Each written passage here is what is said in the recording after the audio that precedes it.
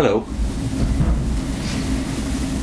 Oscar Cullmann was a very important Lutheran theologian of the 20th century. Died in 1999 at the age of 96.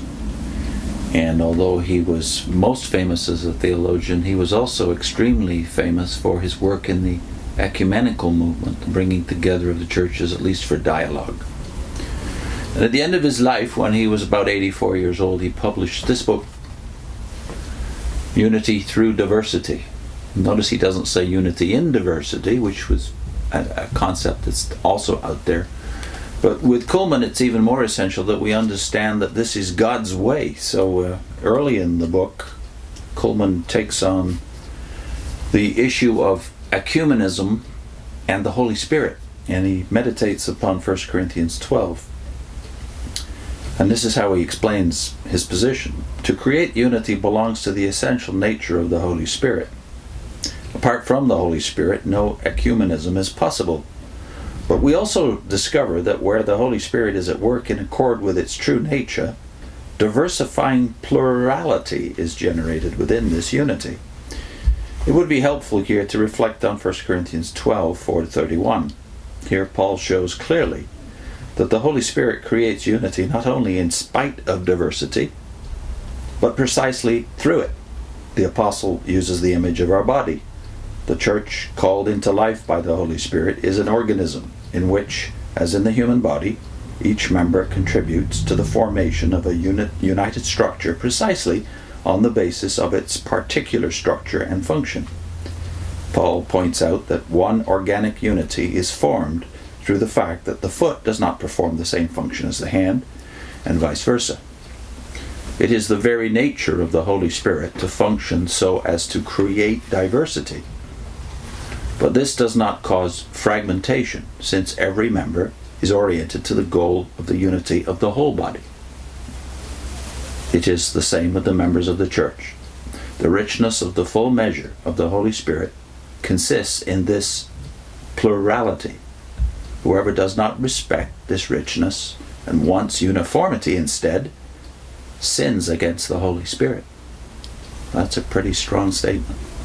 Whoever does not respect this richness and wants uniformity instead sins against the Holy Spirit. So in the view of Oscar Cullmann, what will inevitably happen if we overstress unity, but we really mean by unity uniformity, is what in effect we have today. A misunderstanding that contributes to the ongoing disunity of the church as a whole.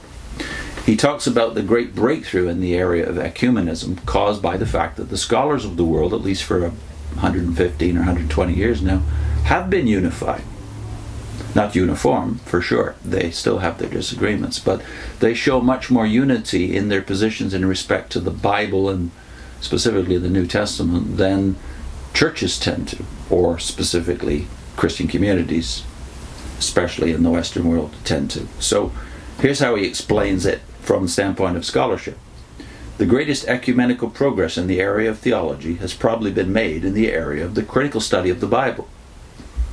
The great boom which ecumenism has experienced in our time, of course, had its beginnings in this area, as the ecumenical pioneer Cardinal B, former rector of the Pontifical Biblical Institute, a Roman Catholic organization, always emphasized.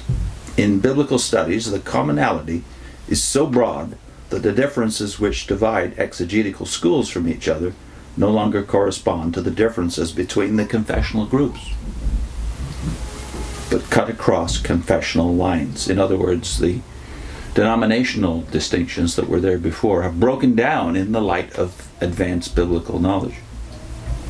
There are significant series of biblical commentaries being produced in common. The scholarly societies for the study of both the Old Testament and the New Testament, which regularly hold academic conferences, include specialists of all confessions.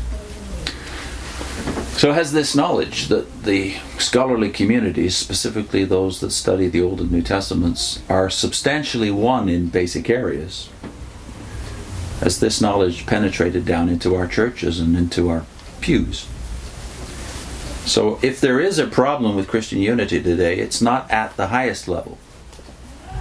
Disunity is not seeping down from the top. It's coming from the bottom. So to a great extent, pastors are not listening to scholars, although many still do. But to an even greater extent, the sheep are not listening to the pastors, either the pastors in the pulpits of their local churches or the pastors of the pastors, i.e. the scholars in the seminaries and the universities. So this is a great disaster, not just for the evangelical world, but for Christianity as a whole in this culture clash that we're now experiencing in the 2000s. Oscar Cullmann, Unity Through Diversity.